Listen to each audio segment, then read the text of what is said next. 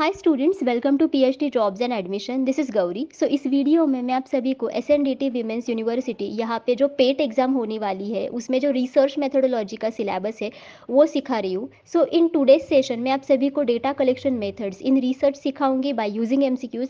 सो data collection methods का मतलब होता है कि जिस मेथड्स की मदद से आप डेटा को कलेक्ट करते हो फॉर योर रिसर्च। सो ये टॉपिक बहुत इंपॉर्टेंट है एंड इसके ऊपर आपको हमेशा काफ़ी सारे एमसीक्यूज एग्जाम्स में पूछे जाते हैं। सो इसके रिगार्डिंग जितने भी इंपॉर्टेंट कॉन्सेप्ट्स है वो मैंने इस वीडियो में इंक्लूड किए हैं। दैट्स वाई आपकी वो सारी कॉन्सेप्ट्स इसमें क्लियर हो जाएगी, बट स्टिल अगर आपको कोई भी डाउट है आप मुझे कमेंट करके पूछो। So students, before starting this session मैं आपको बताना चाहती हूँ कि ग्लोबल ऑनलाइन टीम आप सभी को रिसर्च मेथोडोलॉजी सब्जेक्ट के ऊपर कंप्लीट कोर्स प्रोवाइड करती है ताकि आप पेट एग्जाम को क्वालिफाई कर सको। सो पेट एग्जाम में रिसर्च मेथोडोलॉजी के ऊपर आपको 50 एमसीक्यूज पूछे जाते हैं आउट ऑफ 100 एमसीक्यूज। सो अगर आप रिसर्च मेथोडोलॉजी में अच्छे मार्क्स स्कोर करते हो देन आप पेट एग्जाम को क्वालिफाई कर सकते हो। सो इस कोर्स में हम सभी आपको full syllabus video lectures provide करते हैं जिसमें थियरीज एंड एमसीक्यूज दोनों भी अवेलेबल है। हम आपको इसमें full syllabus notes and mock test भी प्रोवाइड करते हैं। ऐसे हमारे पास 10 मॉक टेस्ट्स अवेलेबल है and each mock test contains 40 MCQs and that's why overall आपके इसमें 400 एमसीक्यूज कवर हो जाते हैं। हम आपको इसमें 1500 से भी ज़्यादा एमसीक्यूज का रिवीजन पीडीएफ प्रोवाइड करते हैं ताकि आप एक ही पीडीएफ में सारे टॉपिक्स को रिवाइज कर सको एंड दैट्स वाई गारंटीड आपको 80% एमसीक्यूज इसी पीडीएफ में से पूछे जाते हैं out of 100% MCQs in research methodology part of SNDT women's university pet exam. और ये जो सारा स्टडी मटेरियल है ये आपको हिंदी एंड इंग्लिश ये दोनों ही लैंग्वेजेस में मिलता है। सो स्टूडेंट्स, अगर आप कोर्स को परचेस करना चाहते हो देन ईदर आप ग्लोबल ऑनलाइन ऐप डाउनलोड कीजिए फ्रॉम द प्ले स्टोर, जिसके लिए मैंने लिंक इस वीडियो के डिस्क्रिप्शन बॉक्स में आप सभी के साथ शेयर की है, या फिर आप इनमें से किसी भी नंबर्स पर जाकर व्हाट्सएप थ्रू मुझे कॉन्टैक्ट कर सकते हो। एंड देखो, कोर्स की फीस भी बहुत कम है which is only 699 rupees and income fees में ग्लोबल ऑनलाइन टीम आप सभी को step by step guidance provide करती है at each and every stage of your PhD admission at the university. And as well global online team आप सभी को 100% passing guarantee भी प्रोवाइड करती है कि आप गारंटीड पेट एग्जामिनेशन को क्वालिफाई कर सको। एंड देखो, आपकी जो एंट्रेंस टेस्ट है वो है 6 जून को एंड दैट्स वाई आप सभी के पास बहुत कम टाइम बचा है। सो इन कम समय में आपको ज़्यादा से ज़्यादा प्रिपरेशन करने की ज़रूरत है। सो रिसर्च मेथोडोलॉजी का जो प्रिपरेशन है वो आप इसी कोर्स की मदद से कर सकते हो। एंड रिसर्च मेथोडोलॉजी के लिए आपको दूसरे किसी भी सोर्स को रेफर करने की ज़रूरत नहीं पड़ती है। सो आपका बहुत टाइम इसमें बच जाता है जिस टाइम में आप बाकी सब्जेक्ट्स के लिए भी प्रिपरेशन कर सकते हो। So this is really helpful to all of you. Take a dash sample, we can dash the size of the sampling error.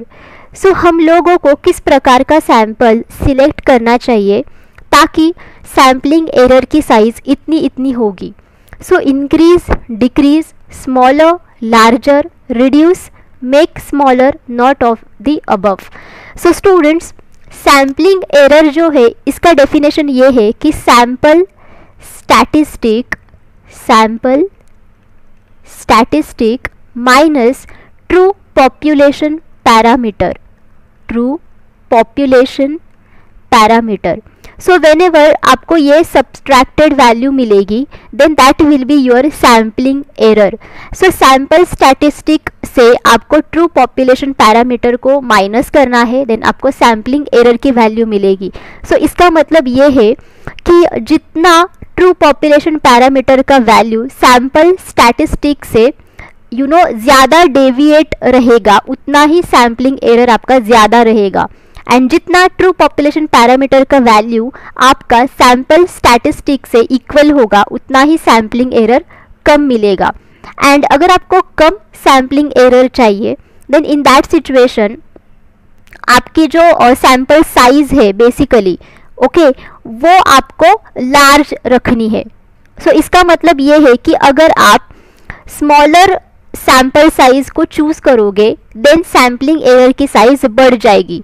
So smaller sample sizes tend to result in larger sampling errors and that's why your correct answer in this situation will be 2 because smaller sample can result in the larger size of the sampling error. So sampling error and sample size इन दोनों के बीच में भी inverse proportion है। मतलब अगर आप एक की वैल्यू अगर आप डिक्रीज या फिर इंक्रीज करोगे देन दूसरे की वैल्यू आपकी इंक्रीज या फिर डिक्रीज होगी. Okay, vice versa.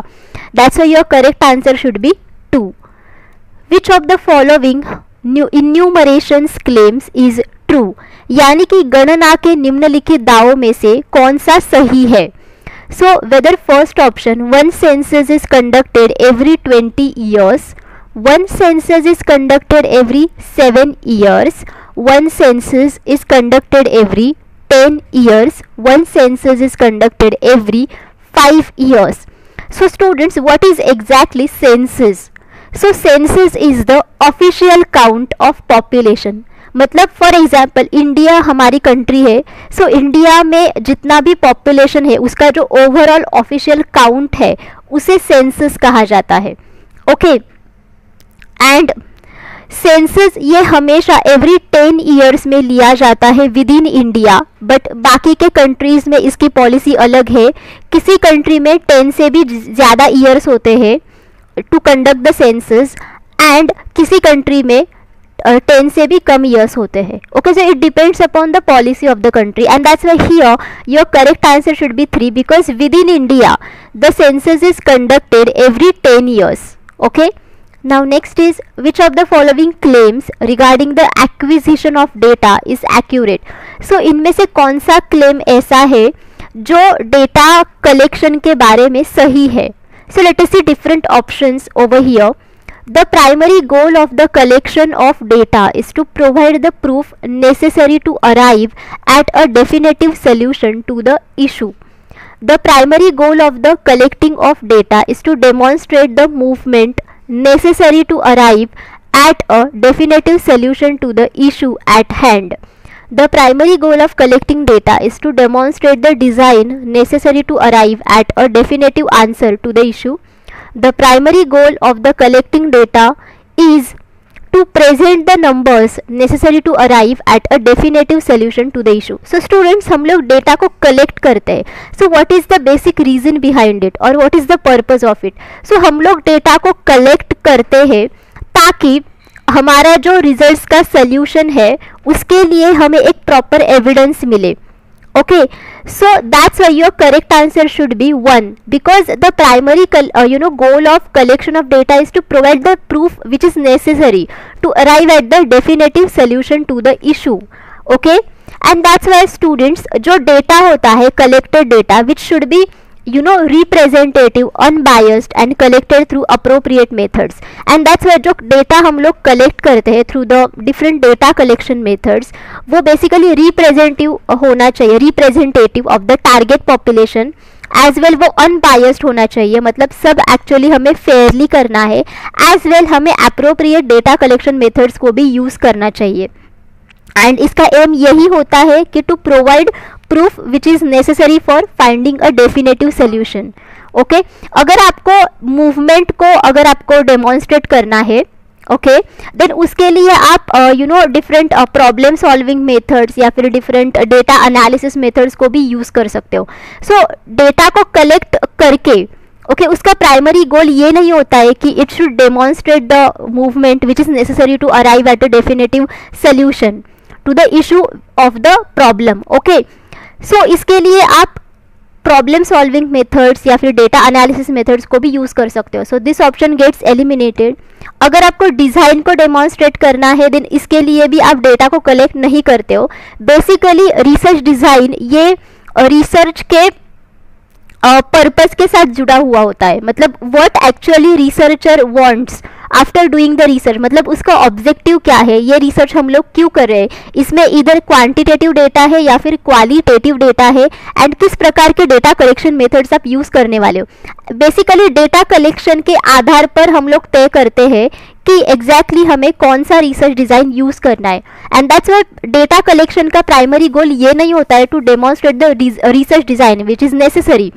Okay, that's why this option gets eliminated. अगर फोर्थ ऑप्शन तो एलिमिनेट ही होगा. अगर हमें नंबर्स को प्रेजेंट करना है then why we will collect the data. Basically this is irrelevant. That's why your correct answer should be 1. Which of the following claims regarding class intervals is accurate? Now इनमें से कौन सा claim ऐसा है जो class intervals के regarding accurate है. In the case of continuous variables the exclusive class intervals are frequently utilized. When dealing with continuous variables, inclusive class intervals are frequently used. When dealing with continuous data, offline class intervals are frequently utilized. When dealing with continuous variables, the online class intervals are frequently used. So basically students, let us see first of all what are the class intervals, उसके types क्या है and हम लोग class intervals क्यों बनाते हैं. Okay, so basically students हम लोग क्लास इंटरवल्स बनाते हैं ताकि हम डेटा को ऑर्गेनाइज कर सके एंड उसको ग्रुप कर सके, okay, into the categories in frequency distribution.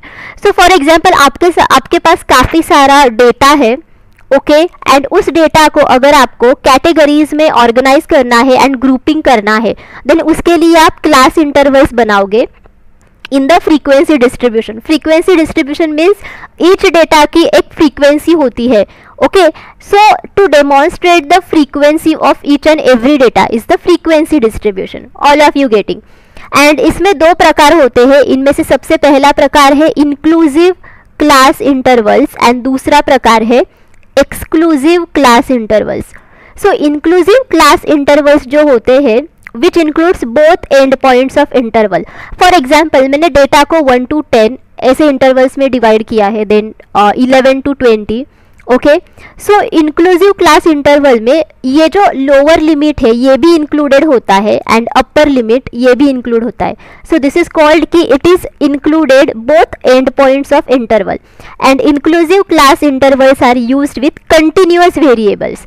सो अगर आपको कंटिन्यूअस वेरिएबल्स को कैटेगराइज करना है, ग्रुपिंग करना है, सो फॉर दैट आप इंक्लूसिव और जो क्लास इंटरवल्स होते हैं उनको आप यूज़ करोगे.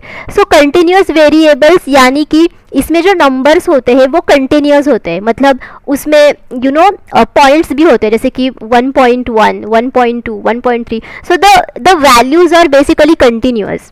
And what is exclusive? These are exactly opposite to inclusive class intervals. इसमें जो एंड पॉइंट्स का डेटा होता है वो पूरे इंटरवल में होता नहीं है, मतलब इंक्लूडेड नहीं होता है. जैसे कि अगर 1 to 10 है, देन 1 and 10 ये दो नंबर्स इस इंटरवल में इंक्लूड नहीं होंगे. एंड अगर आपको डिस्क्रीट वेरिएबल्स को कैटेगराइज करना है, देन उसके लिए आप एक्सक्लूसिव क्लास इंटरवल्स को यूज करोगे. डिस्क्रीट वेरिएबल्स यानी कि इसके जो वैल्यूज होते हैं वो होल नंबर्स होते हैं, जैसे कि 1, 2, 3, 4 ऐसे, उसमें पॉइंट्स नहीं होते और किसी भी प्रकार के रेशोज भी नहीं होते. So your correct answer for this question should be 2. Okay, because when dealing with continuous variables, inclusive class intervals are frequently used. Okay, which of the following statement is correct? Now इनमें से कौन सा statement सही है? When it comes to spatial classification, location-based criteria are used to categorize data. Data are categorized using time series. When it comes to spatial categorization, data is categorized based on quantitative classification. For spatial categorization, data is categorized based on chronological categorization for spatial classification. So students, first of all हम लोग देखते हैं कि spatial classification exactly होता क्या है and ये हम लोग कब यूज़ करते हैं and why we use it. Okay?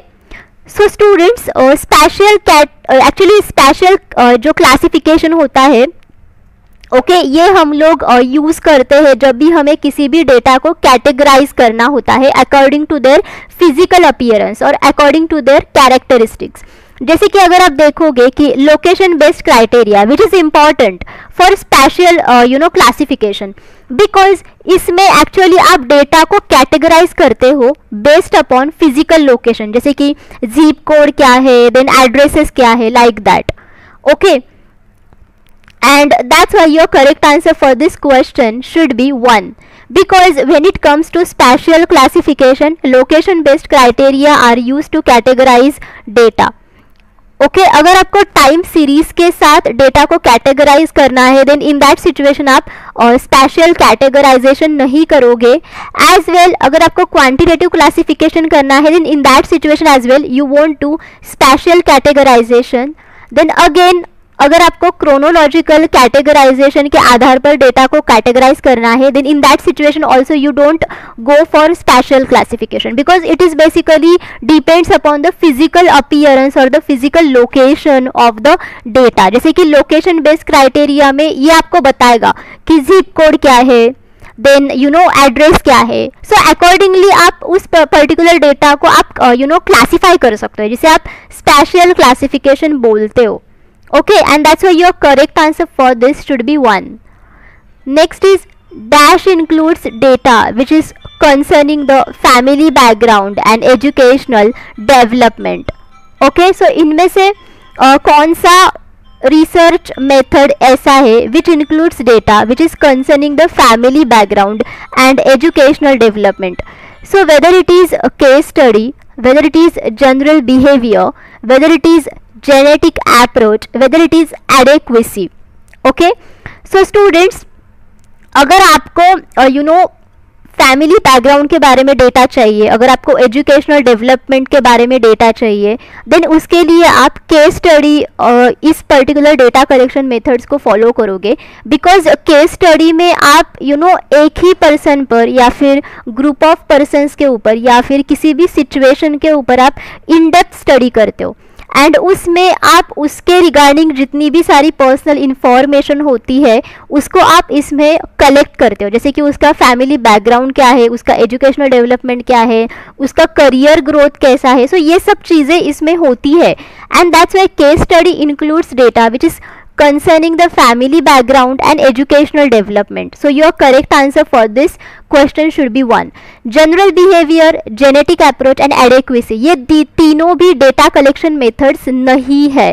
Case study this is the data collection method in research methodology. उसके अलावा questionnaire is one of the data collection method in research methodology. Observation है, interviews है. Okay, ये सब data collection methods है. Okay.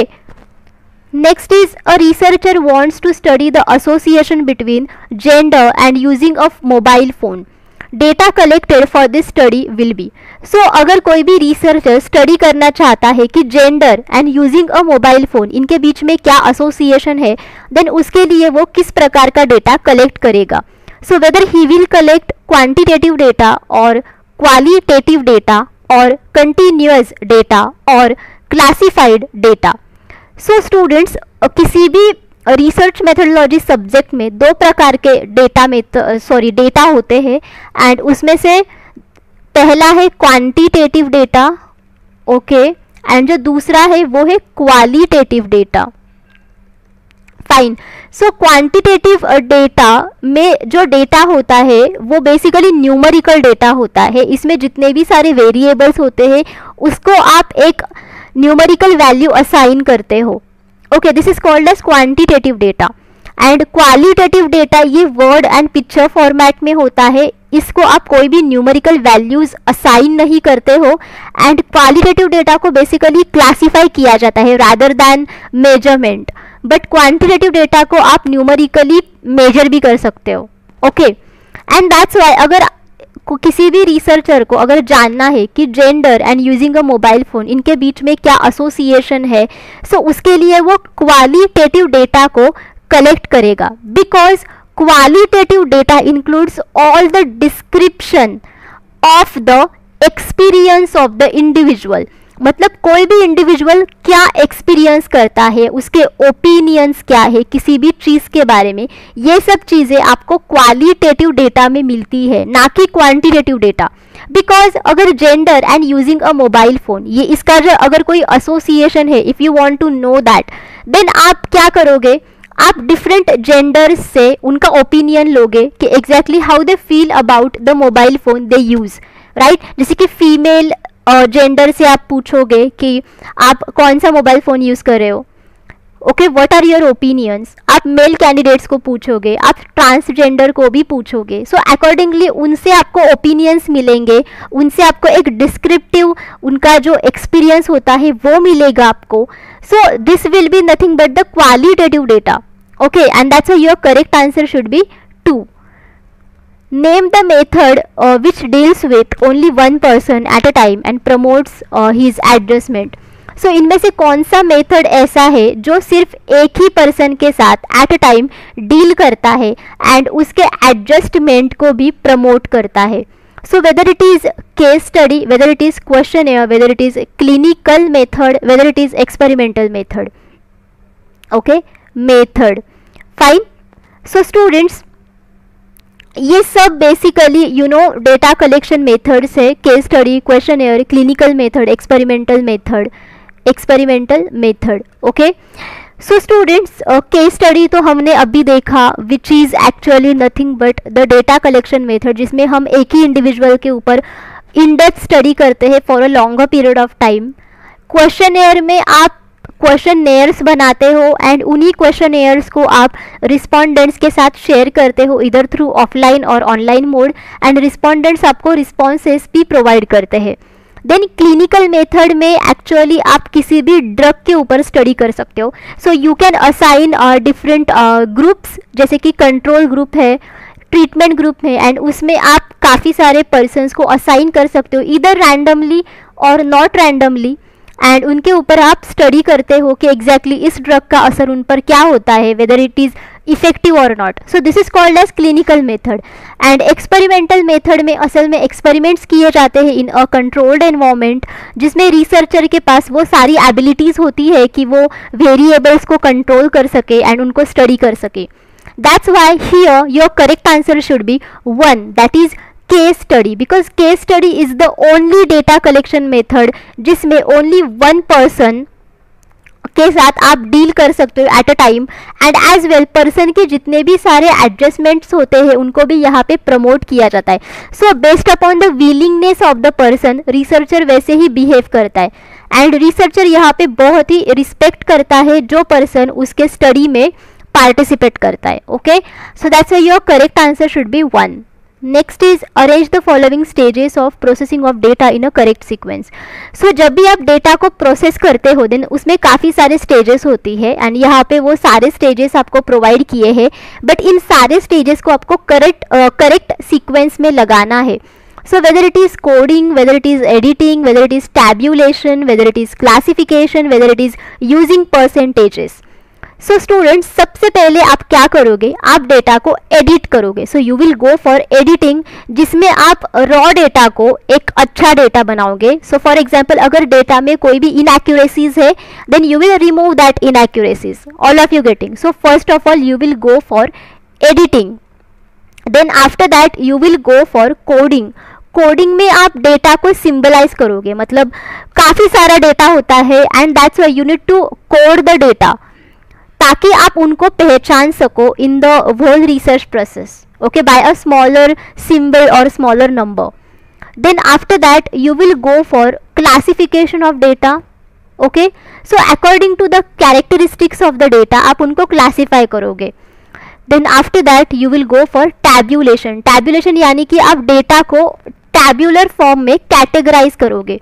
Not only categorize, आप data को tabular form में कन्वर्ट करोगे. So by converting them into tabular format, ये आपके लिए बहुत ईजियर होगा ताकि आप डेटा को जान सको, उनको अंडरस्टैंड कर सको.